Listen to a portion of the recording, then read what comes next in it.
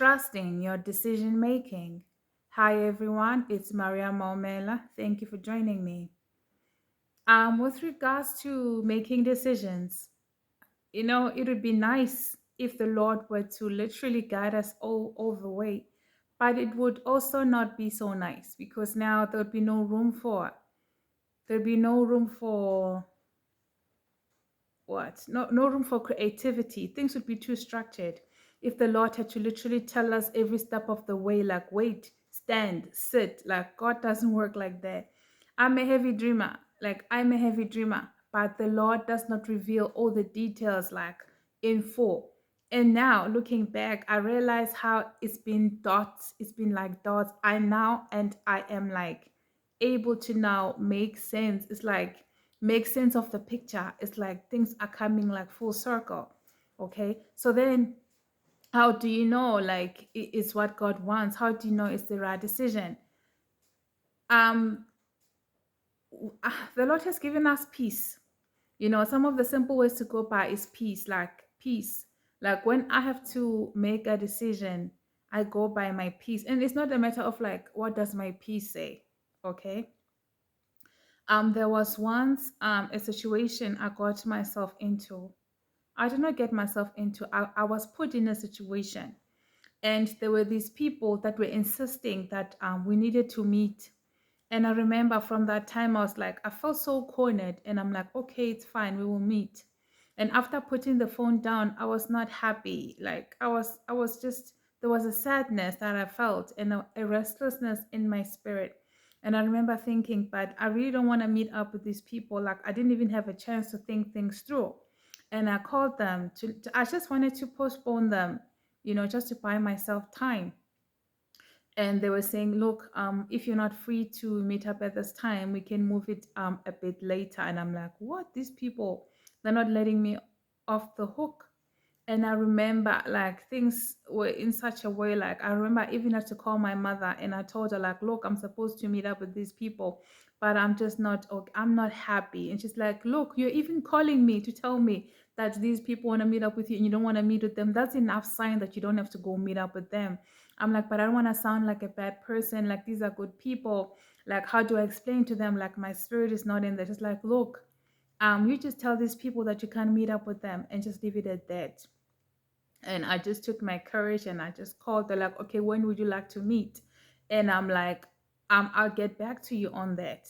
I'll get back to you. And they're like, look, if you cannot even make it, like even at night we can meet. I'm thinking, oh my gosh, So I was able to get myself out of that situation. When I was done with that call, the peace that I felt in my spirit, you have no idea. Okay, just because it's a good idea doesn't mean it's a God idea. So your peace will guide you. Your peace will guide you, and you'll have joy about it. Okay. And another thing, I remember there was a mall I used to pass, and I remember every time I pass that mall, I'm like, I really love this mall. Like one day I would love to check it out, but I never really had the time because I would usually pass this mall when I was like on these long trips. And just when you have like 5 hours still, if you've been driving like 2 hours and there's like what 4 to 5 hours remaining, you don't want to be stopping for malls and stuff. You know, I just kept thinking, this is a nice mall. I really would love to check it out one day. And I'm like, one day I'm gonna check it out. So every time we pass by the mall, I would look at that mall. Like I really, really love the mall. For whatever reason, like I was just attracted to that mall. I just love the mall. So that's how the Lord speaks to us, you know. I once heard a story of this other guy. He said he used to drive past this company. It was just uh, a normal a normal building, but for whatever reason, he was always intrigued by it. And whenever he passed, he would always look at it and even drive slowly by it.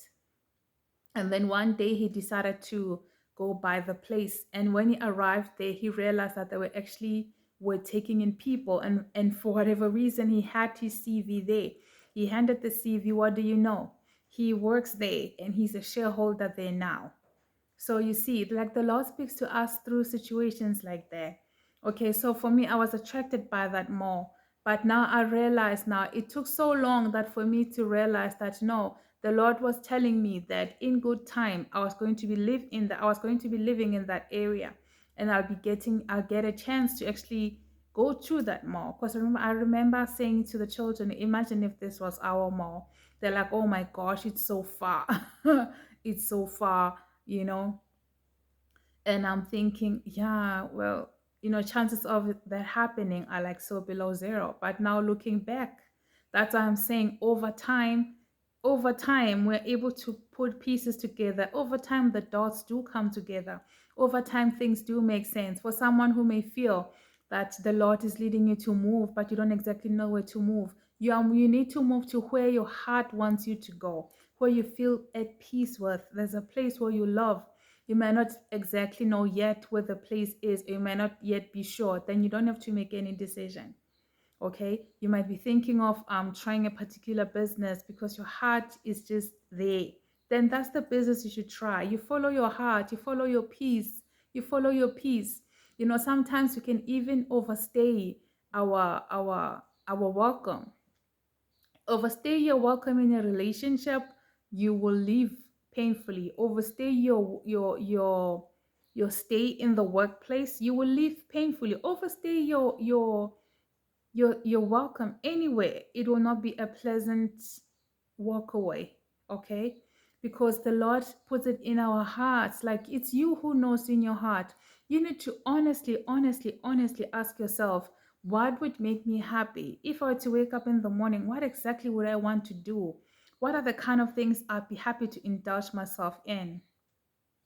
And if you've had a good history of working at different places, you even know more or less what you like, what you don't like. You like dealing with people, you like dealing with children. What else? Like, you're able to understand, like, what do you like, what can you do? And it's like your ability to succeed in that thing, whatever little success you got, that joy, that excitement that you got from that thing, it's life or it's God who's saying to you, that is the route you can try. That is the route you can try. But the thing is, we despise small beginnings. You want to make a deal with Bill Clinton. That's what you want. You want to have a major share in some gold mine somewhere else. And I don't even want to go as to how much you've even saved for you to even have shares over there. We despise small beginnings. We do not trust in the gut, in our gut feel. We do not trust in that small voice that says, try, try. Why not try? Look, when you're trying something and you fail, like if you're just starting out, it's not an epic fail. It's just a small thing that failed. But you learn, like you need to learn. Like, it's good for us to experience things. When we are young, it's actually very good for us to try new things. And I encourage that to the young people, especially the youth of nowadays. They really hardly ever stay in one career, they're literally just everywhere. I've tried sales. I've learned so much. Oh my gosh. I was so timid. I was so shy. But when I got to learn, it helped me to come out of my shell. It helped me so much. I did not just learn more about the business itself, but I grew as a person. I grew as a person. Okay. I learned about trading. I was trading foreign currency, okay? And I wasn't really big on forex trading, okay?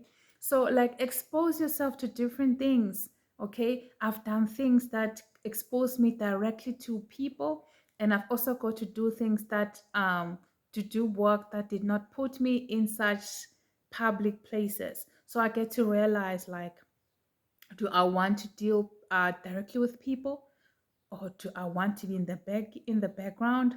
Do I want to deal with children? Like, at the end of the day, you need to follow your heart. You need to sit down and be honest to yourself. Okay? Understand that you've been given this life, so you better live it right. You better live it right. You sit down and you be honest with yourself. Are you happy there? Are you happy with this? Are you happy with that? Okay, you be honest with yourself, and your promotion is in that truth. Your success is in that truth. You being honest with yourself, like, I don't like this, but I like that. And then you start doing that which you like, then you will see what's going to happen. You will begin to dream again. It's like life will suddenly start to flow out of your body. Just this new energy from nowhere. You'll have energy to get up and just excitement to be doing this new project, this new thing, whatever it is that you want to do. But you have to be honest with yourself.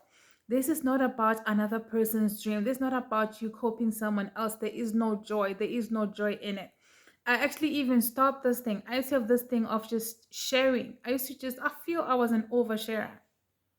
I was sharing things with people, and then what I didn't like, instead of them, then like maybe perhaps like, I don't know, taking a few things here, they want to do the exact thing.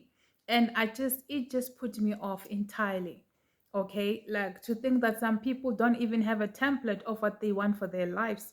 They're just waiting to see other people. It's like someone who sees someone start a butchery and then they go start a butchery. The person who started it from the heart is the one that's going to have more fulfillment. At the end of the day, it doesn't only just boil to money. Money is good, but the other things that are life giving, that it just gives you energy and excitement to do that every day, is because it was always in your heart. It's your dream. It's the grace that the Lord has given to you. Okay, like whatever that's in your heart to try, you have to try it. You have to try it. And sometimes you don't even know the gifts, you don't even know the talents that you have because you don't expose yourself to things. It's okay to expose yourself to things. Sometimes a person is looking for a particular job and they're not finding it. Whatever door that the Lord is opening, you might just want to walk in there. You might just learn something. You might just learn something about yourself. You might be surprised, like, oh my gosh, I'm surprised that I enjoy this. I actually love this, you see. Or an opportunity for you to learn a skill. So let us listen to our hearts. It starts with us being silent and being like, am I really happy at this job? You know, yes, I did choose this career, but is it really, really for me? Like, am I really, really happy here? Am I really, really happy? The thing is, look, we can deceive people all we want, but at the end of the day, it's just us and God. You know how I look at life. One day my life is going to be finished, and I'll have to stand before the Lord. And I've always prayed like, Lord, I don't ever want to die and leave this world. And you ask me what I did with my life, and I feel embarrassed.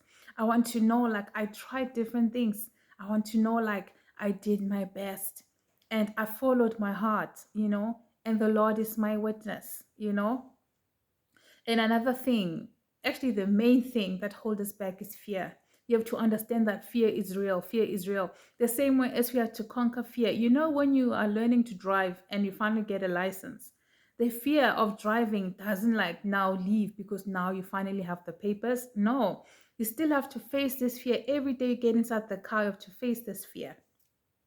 I remember one day I went to collect my glasses at the optometrist, and this guy at reception was like, "Hey, my sister, I just got me a license." I'm like, "Oh, I'm so happy for you." He said, "Yeah, not only that, I even have a car." I'm like, "Oh, wow, kudos to you." And he's like, "Yeah, but I'm stressed out." I'm like, "Why would you be stressed out?" He said, "Every time I have to get into that car, I feel like I have to say 10 prayers."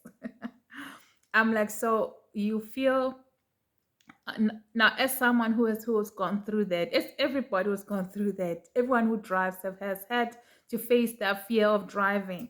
You know, I'm thinking that I guess the fear perhaps is extreme for other people because there are people who are not able to ever overcome the fear. The person has a license, but yet they refuse to drive. It's like they think they're gonna hit someone or they're gonna be in an accident. I don't know, but the fear is real. Okay, so now he was like, I just get so afraid and I get stressed out. I'm like, look, in the beginning, it feels like that, but you're going to get used to it. The thing is, you have to face the fear, get in the car and just move. It's the kind of fear you have to deal with. It's like, yeah, but it's so stressful. And I just leaving my house it's a problem. I'm like, I know. You think you're gonna reverse and hit the gate, or you think you're gonna hit the neighbor's wall. What will the neighbors say? Oh my gosh. And he was laughing. He's like, that's exactly how I feel. I'm like, look, we've all been there, done that, got the receipts. Nothing's gonna happen. You're not gonna hit anything. You just have to face the fear every day. And I think that's the problem. We just the fear, just the fear of failure, or just the fear of after putting my strength, my money, and all of that, and it doesn't succeed, like I will feel like a failure. I will feel no. And it's not even so much that a person is afraid of failure, it's that the people are afraid of failing in front of people. You have to liberate yourself and tell yourself, I'm a person. I'm a human being. I'm a woman. I'm a man. I want to try this and I'm going to try. If I fail, I failed, but I have tried it. Like you have to leave the people out of this. Those very people will respect you tomorrow when you have made it. Okay. And sometimes it's a matter of getting some things wrong before you can actually land the right idea. But in your trying, there are look, there's this experience and the skills you cannot buy. There's experience, there's confidence that you cannot buy. And as we try little things, those that succeed, succeed, and those that fail, they fail. But we always learn from them and we get stronger and we are more confident. Okay. Like you can't buy that. You can't buy that. So for someone who may feel they are not quite stable in their career, they feel, or their parents are complaining that you're jumping around too much, and you just feel like you just trying to find your place, like wherever you go, it just doesn't fit right. And you're just looking for something. You will know, you don't know what it is, but when you get there, you'll know. Just know you're not the only one. Okay, it's not everyone who grows up saying, I want to be a doctor and they become a doctor. There are those people who've always known what they wanted and they stuck by it and it worked for them, but it's not always the case for everybody. And how about those who choose a career and then after 10 years, that's it, they need to leave. Okay, it no longer serves them. Some, they will hold it out for dear life, afraid to try other things. Okay, and for someone who wants to come and hit me with the age card, don't get me started. The founder of KFC, what's his name again? Um, oh wow. Anyhow, the founder of KFC, he got his success in his 50s, in his 50s. Okay, and a lot of times people actually make it later on in the years. I feel like now the youth are making it early in life because they're experimenting from a young age. They don't have the mentality of, look, I'm in primary school. No, they start working now, they start trying things now. And for all you know, some of them, just the first project they start lifts up. It just works out. Okay. And for some, they try out in high school, you see. So I feel it is us that tie ourselves down. The Lord has given us all that we need for life. It is us that have to step out in faith. It is us that have to step out in faith. And if there's anything we will ever need for the business world, for those who want to venture into the business world, is that in the business world, it's all about faith. It's literally faith, faith all the way. You learn to open up shop, um, believing that customers will walk in. Okay.